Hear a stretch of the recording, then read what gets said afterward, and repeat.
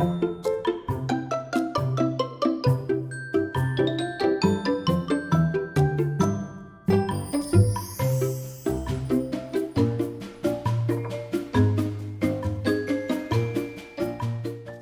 my name is Diane Samsel.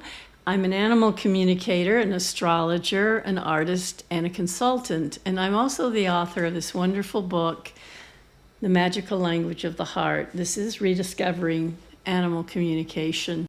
Today is my first YouTube video. I'm going to be talking about animal communication. I have a lot of clients who are very curious about the world that I live in which I'm talking with animals and hearing their stories every day. And it's a wonderful life, it's a wonderful job, and it's just terrific talking with animals. So what I'm going to do in this YouTube channel is to share those stories with you. Today I want to talk about a problem that animals have caused by our impact on the environment. Recently I've been seeing disturbing photographs of exactly how our effect on the environment impacts animals.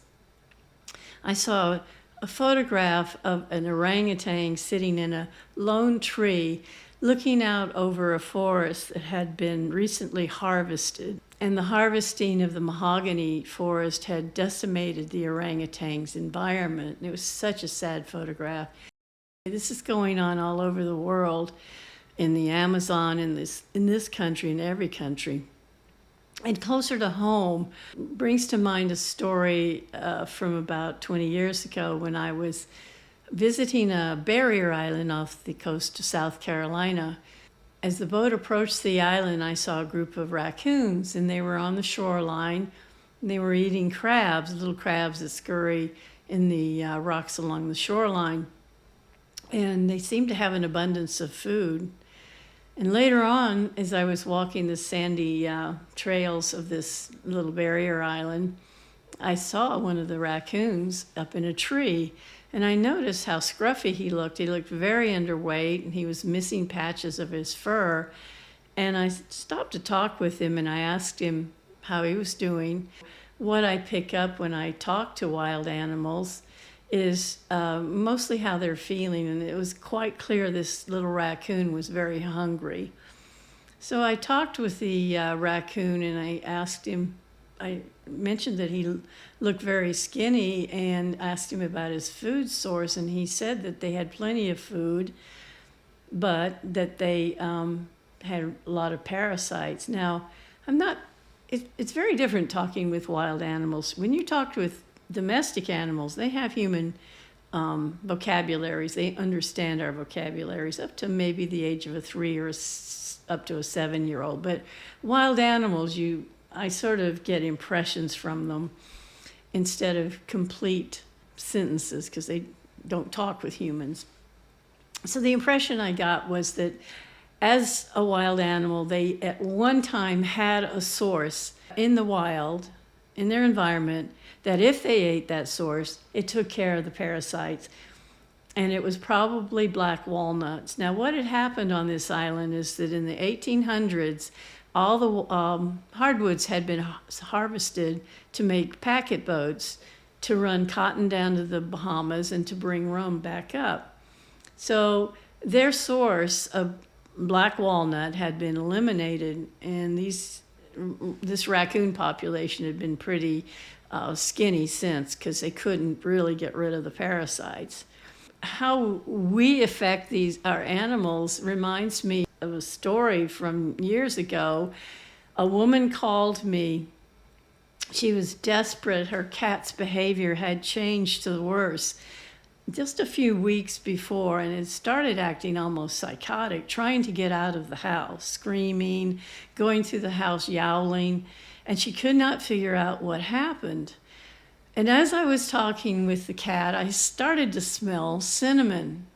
Smelling is one of the gifts I have when I'm doing this work. I can smell things going on in the animal's environment. I can taste, I can hear, I can communicate with them. So smell is one of the senses I have. and I smelled a lot of cinnamon. And the cat was telling me that this cinnamon smell was driving it crazy. When I told the story to the lady who owned the cat, when I explained it, her cat was being driven crazy by the smell of cinnamon, she paused and she said, "Wow, that's really amazing, because like a couple of weeks ago, I decided to mask the odor of cat litter with cinnamon, so I bought a lot of cinnamon plug-ins, those little things you get at the store. Well, you're putting it into the air, that cinnamon smell, and it's very harsh on an animal's sensitive system of smell. And she had put them on almost all of her outlets, so the smell was overwhelming. And she also explained that she had lost her sense of smell as a child, so she wasn't smelling the cinnamon. It's things like this, because we're human and we don't stop to think the effect we have on our animals in their natural environment and how that affects their behavior. And that's just one of the things that I work with on a daily basis with my clients. So that's my story for today. And if you want to learn more about animal communication, please read my book, The Magical Language of the Heart. I think you'll enjoy it. And please remember, if you want to talk with the animals, slow down, take a breath, and breathe into your body. Get really relaxed and see what you receive from the animal. Say hi, greet the animal, ask it how it's doing, and then just allow yourself to be with what it is you receive. And I think trusting yourself is the key to being a successful communicator. And that's it for today. See you next time.